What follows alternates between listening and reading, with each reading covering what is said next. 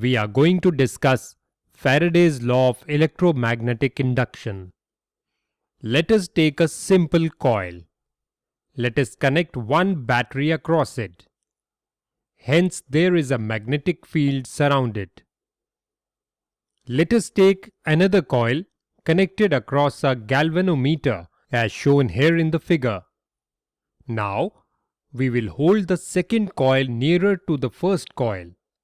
More specifically to say, hold the second coil under influence of magnetic field of first coil.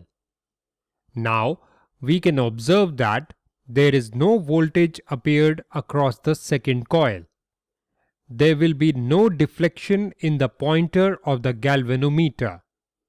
Although at that condition, there is magnetic flux linkage in the second coil from first coil, but no voltage induced in the second coil. Now, we move the second coil inside the influence of magnetic field of first coil. Now, we can observe that during movement of the second coil, the pointer of the galvanometer deflects. This indicates that some voltage has been induced across the second coil while the second coil was moving. Now, let us move the first coil keeping the second coil stationary at its place. In that case also, we will observe that there is a voltage induced across the second coil.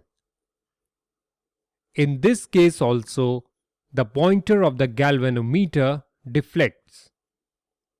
In first case, there was a flux linkage in the second coil from first coil, but no voltage induced in the second coil.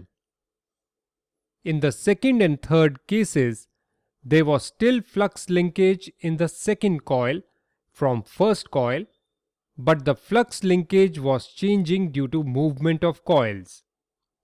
So we can now conclude, whenever a coil or any other conductor comes under influence of changing magnetic flux, there is a voltage induced in it.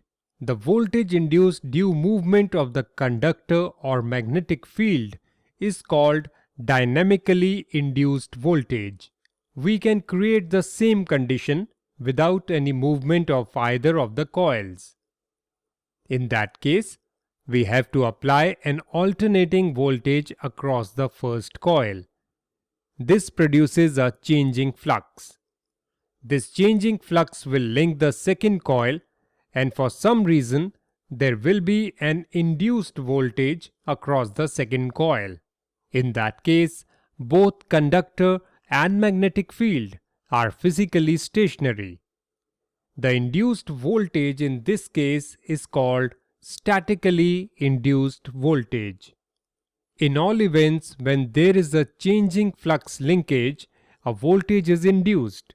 This phenomena was first observed by Michael Faraday, and he stated as a law called Faraday's first law of electromagnetic induction.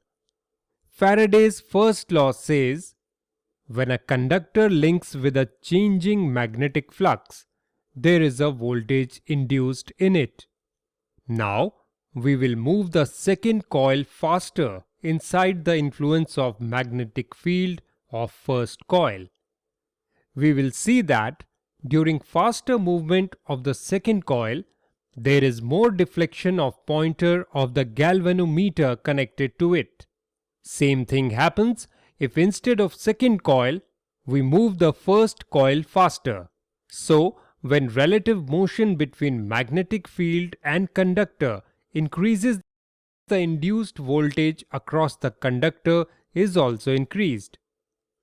The increase of relative motion between magnetic field and conductor means increase in rate of change of flux linkage with respect to time.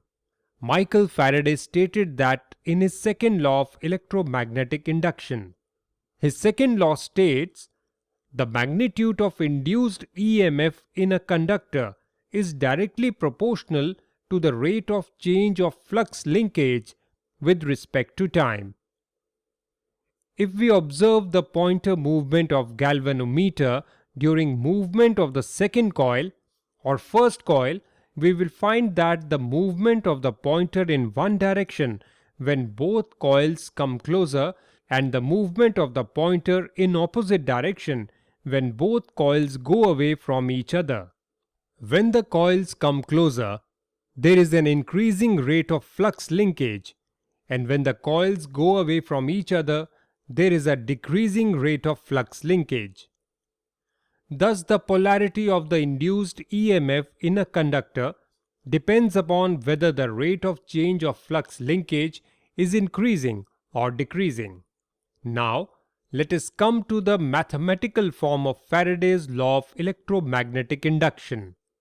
If there is n turns in